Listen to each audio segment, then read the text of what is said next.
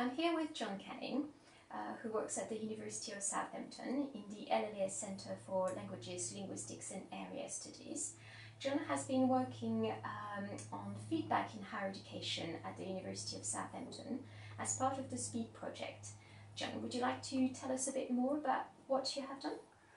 Well, one of the things that many colleagues in the UK are aware of, that on our National Student Survey, the satisfaction levels for student feedback are usually lower than for any other factor on that questionnaire.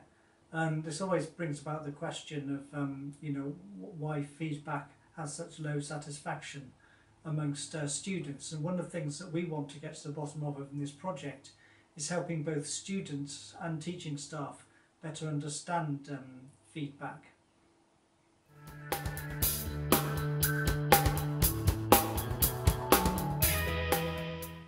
Okay, and what are you particularly looking at, and what are the things that you have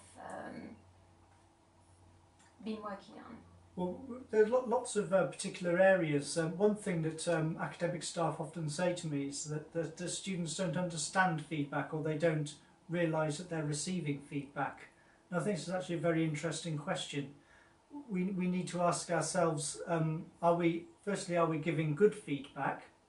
And secondly, are students able to identify the feedback in order to improve their performance in the future? So are they benefiting from the feedback they are receiving? In short, it's obvious that if students can't see that they're getting feedback, then they're not likely to be able to put it into practice. Similarly, if the feedback which students receive is of poor quality, even if they do recognise it and are able to put it into practice, they can't because the feedback isn't there. So we've got to address this both from the point of view of the teaching staff and the students.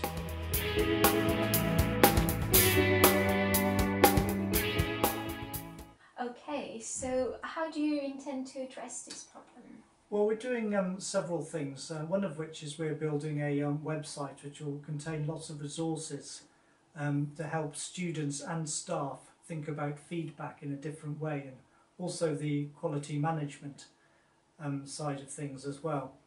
One of the things that often happens is that students are taught about how to use good feedback, and staff sometimes taught how to give good feedback, but no one ever looks at the issue holistically.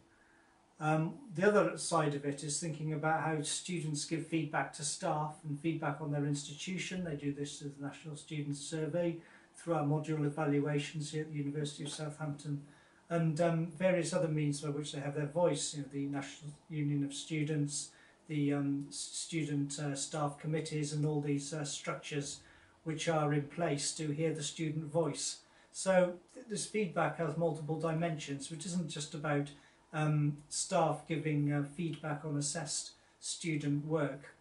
The other thing we're putting into the website is thinking about how the university supports teaching and learning enhancement in general, and quality assurance, alerting both staff and students to the various schemes that exist, the professional development that's available for staff, resources available to students, the role of organisations such as the QAA and the National Union of Students.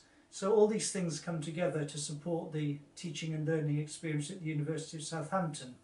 And when all these institutions are working as they're supposed to be, then a good quality feedback mechanism between the different quality circles will be in place.